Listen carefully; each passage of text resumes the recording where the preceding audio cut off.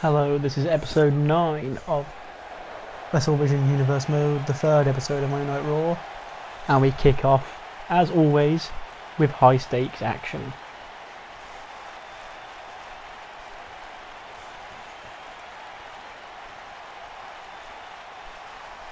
As we await the arrival of the legendary Hardy Boys, or the Hardy Bow YZ. 461 pounds, Jeff Hardy and Matt Hardy, the Hardy Boys. So this is a tag team match with the winning team advancing to Extreme Rules to take on the Undisputed Era's Kyle O'Reilly and Bobby Fish. And this is sort of been like the World Title Tournament, except it's been happening off screen. There was 2 matches. One week won by Hanson and Rowe over Gallows and Anderson. Next week was over Hardy's over the Street Profits.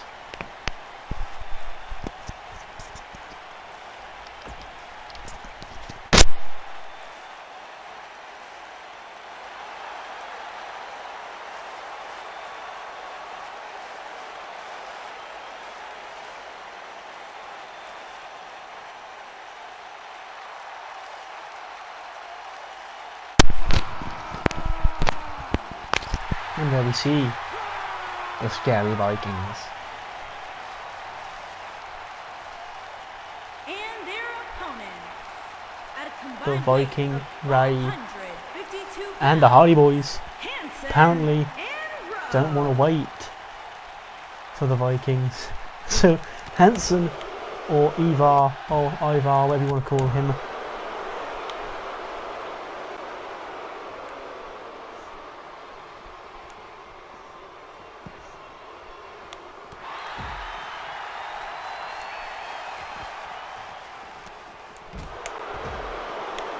and this tag team match will get officially underway because the Hardy Boys thought that they wanted a piece of the Vikings, but it's not ended so well for them.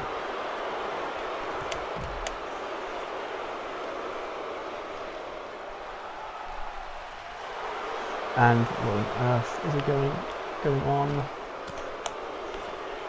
Hanson is stuck in the ring. Oh boy, oh boy, oh boy. This is the best. Hanson is stuck. If Jeff can come and get him, please, that would be great.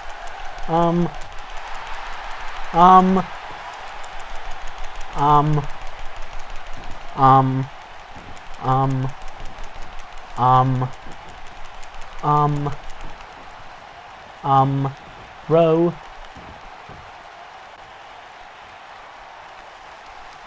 Hanson is dead. Hanson is dead.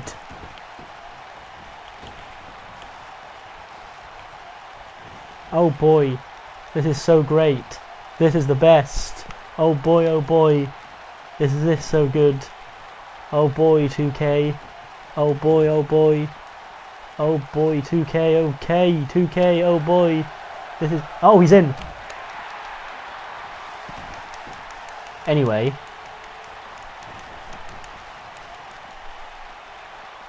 Ignoring all that, what on earth is going on? Match finally begins, and Rowe and Matt Hardy just roll away.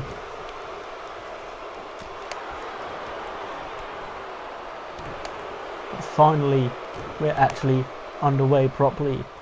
Jeff Hardy and Hanson in what was a very interesting beginning part of the match. Maybe that's why the game should just stop being stupid and having people like the Hardy Boys run in, because that would never happen, but the game has a weird fetish for run-ins.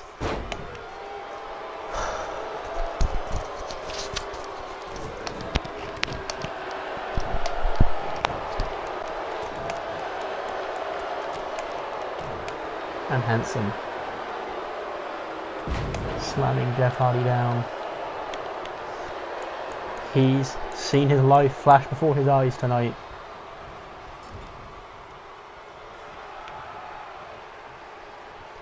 as Rowe, and that is the Viking experience to Jeff Hardy.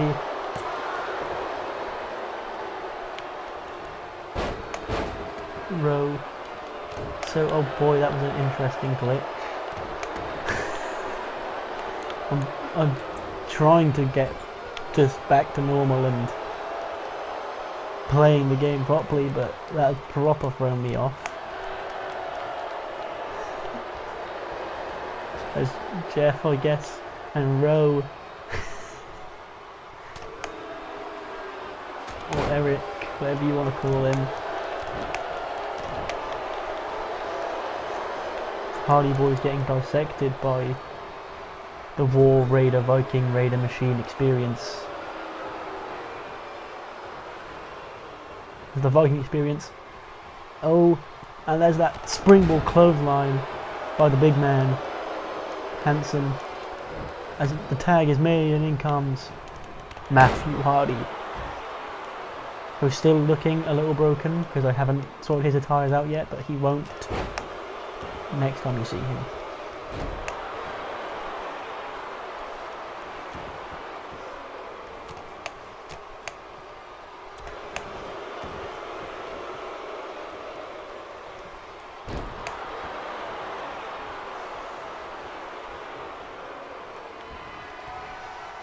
Side effect to Hanson by Matt Hardy. As the Hardy Boys look to secure their ticket to Extreme Rules, a pay-per-view to be very fitting for them as the innovators of Extreme in WWE. Hanson catches the leg of Matt Hardy and plants him down with a big choke slam, spine buster, whatever that was.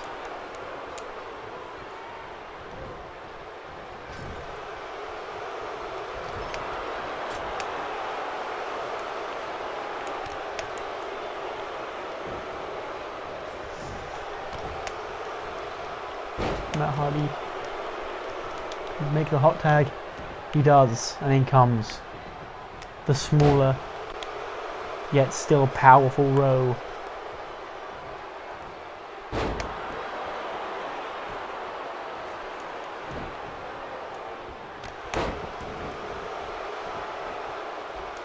Another hot tag. What is with all the hot tags? You didn't get his ass kicked that much.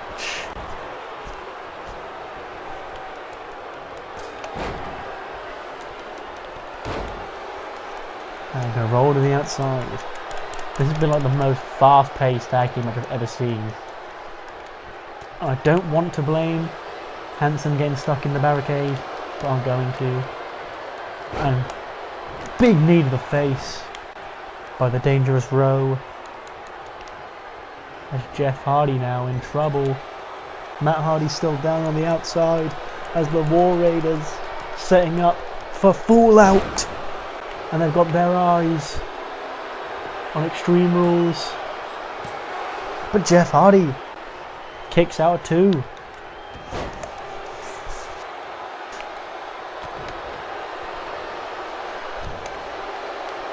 The big man, Hanson, taken down with DDT by Jeff Hardy.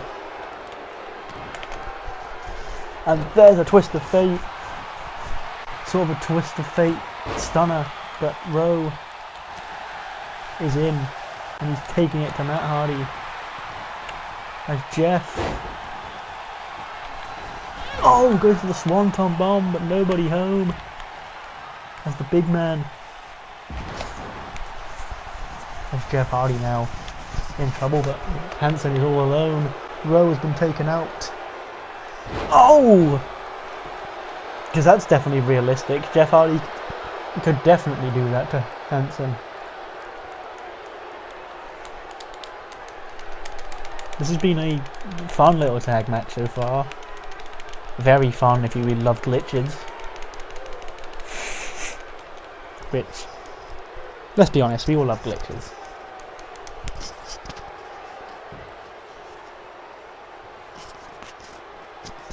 Hanson's back to his feet.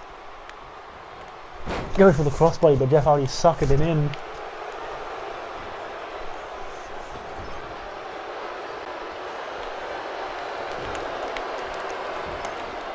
And now we're going to spam through all our reversals again because that's what the game loves to do. They definitely wouldn't save any. No way.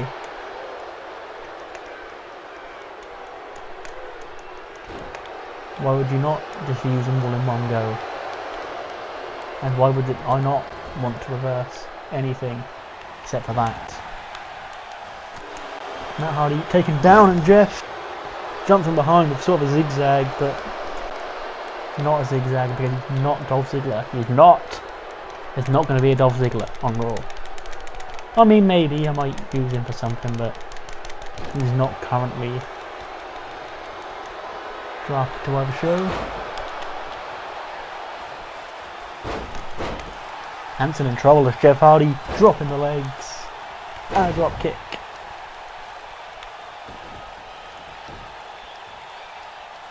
And in comes the older Hardy boy, Matt Hardy, as Hanson went for the springboard elbow. Both men went for midsection kicks, but Matt Hardy nails the twist of fate. Rowe needs to come in here and make the save for his partner, and he does.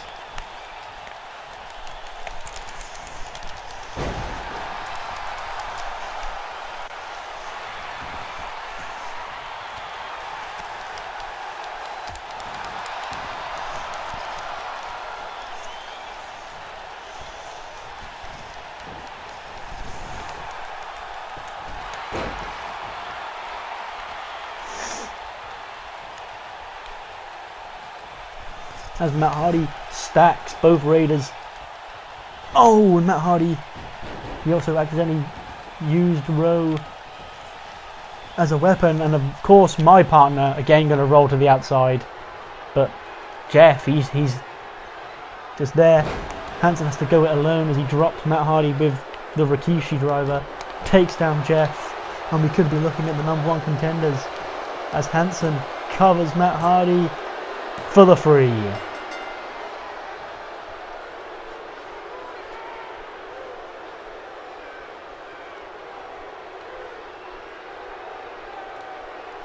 As the War Raiders, the Viking Raiders, are on their way to Extreme Rules to meet Kyle O'Reilly and Bobby Fish.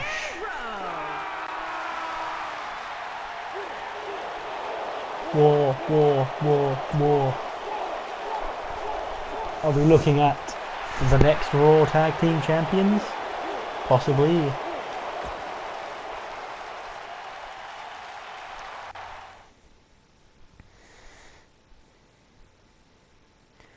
As we now sim the rest of the show.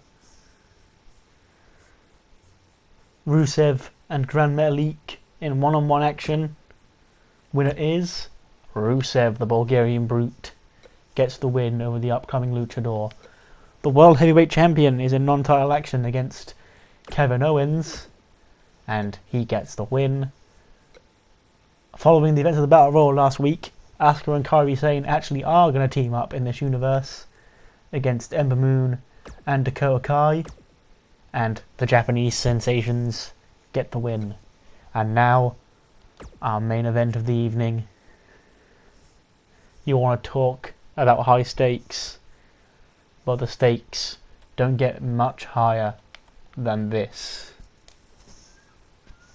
Andrade, Randy Orton, winner, goes to Extreme Rules to face Daniel Bryan.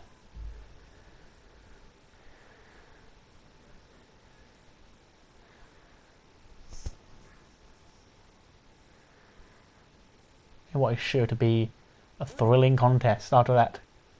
What turned into a good tag match, but again, Hanson and that barricade threw me off the entire time.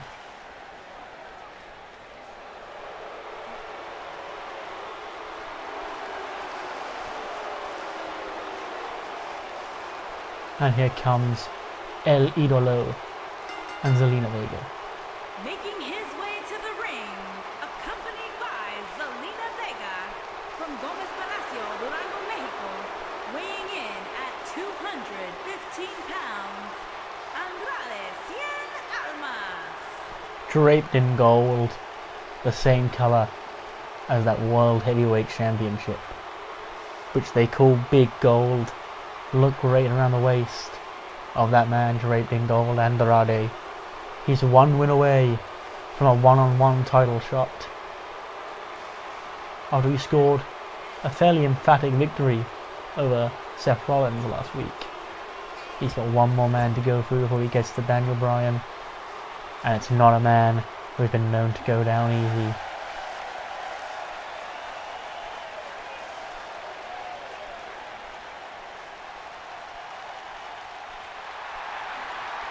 There is the Viper. And his opponent from Randy St. Orton, Louis, who actually Missouri, grounded weighing in and took at down the Scottish psychopath Drew 250 McIntyre 2 weeks ago pounds, he is the Apex to cement Predator, his space in this the match. Viper, Randy Orton. Would love to rekindle an old feud with Daniel Bryan. They actually had a series of matches for the WWE Championship, if you'll remember. But this time, World Heavyweight Championship will be the one on the line. And Orton looks to become a 13-time world champion. However many times he's won +1 world champion. First ballot Hall of Famer. Definitely a veteran amongst the overall, in general, younger, mean age Raw roster. Pick number 6 in the draft. Not as high as he once would have been, but definitely a very good pickup. And he could be proving that if he can win here tonight. Go to Extreme Rules. Dethrone the new Daniel Bryan. And be World Heavyweight Champion once again.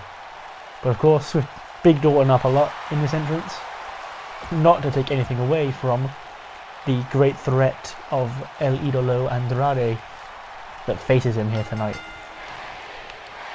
By no means will this be a walk in the park. Test of strength, which Andrade looks to, despite being the much smaller man. Is Andrade really that small in real life? Because he looks tiny in the game. But I don't think he's that small. I know he's not big, but he just looks really... I know Orton's also fairly big, so it could just be that. But he looked tiny against Seth, which is the one that freaked me out the most, because Seth's far from the biggest guy in the world. And Andrade's actually going to beat Orton in this test of strength, battle of wills, as you may call it. And Orton stopping the Mexican in his tracks. He corners him with snake eyes. Ooh, to the corner. And that vintage backbreaker. Orton looking to end Andrade's world title dreams before they can even really begin. But Andrade, of course, kicks out. As I said, it's not going to be a walk in the park for Orton. It's going to take a lot more than that to beat Andrade with spinning Orton round and dropping him on his face. Hopefully no glitches in this one, but Andrade didn't break out on me, so it's fine. I doubt there will be. Because in this game I've noticed there's actually not as many glitches that appear in the match. It's always weird stuff like having Jeff Hardy come out and attack you, which is also totally in character.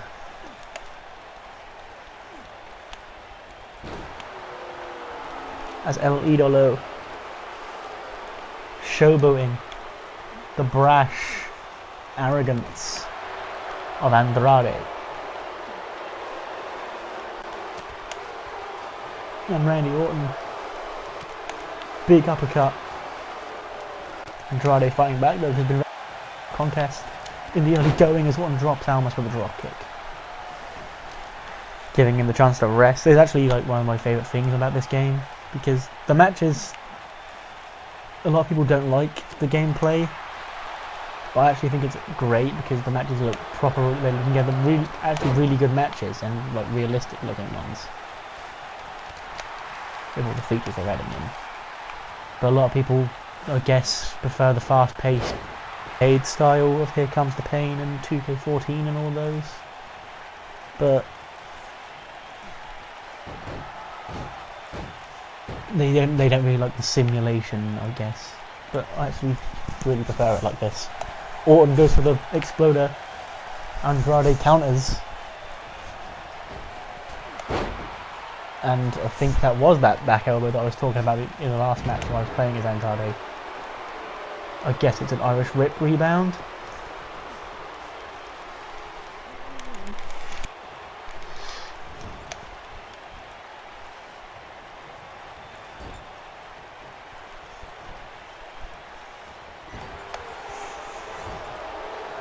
Orton in the corner. Surely Andrade can be going for double knees, but I don't think he had a sig, to be fair. No. Now Andrade has a signature. He's getting Orton up, trying to send him back into that corner. Orton pulls back, vintage power slam, as Andrade again rolls out to catch his breath and discuss things over with Zelina, I guess. Andrade ducks the clothesline. Elbow. Double knees. And Orton could be in trouble here. Andrade. It took two. Oh, he's going for the cover off the knees. Okay. I say it did take two hammerlock DDTs to put Seth Rollins down last week. And this being Andrade takes off that protective turnbuckle pad. And now lines Orton up for the hammerlock DDT. But Orton. Oh, RKO out of nowhere. Andrade has been caught out of nowhere with an RKO. But he kicks out of two. Many people in the crowd, I believe, thought that was it. Thought Orton had punched his ticket to Extreme Rules.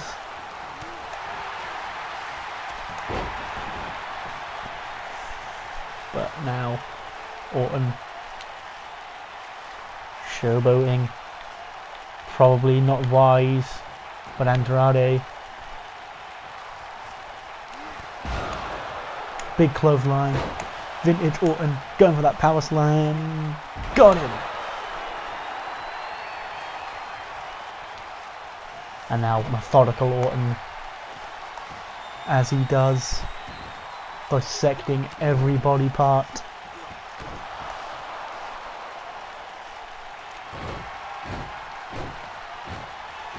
As Orton cooling almost to his feet for a second RKO. And that could easily be all she wrote. And it is. Randy Orton versus Daniel Bryan at Extreme Rules.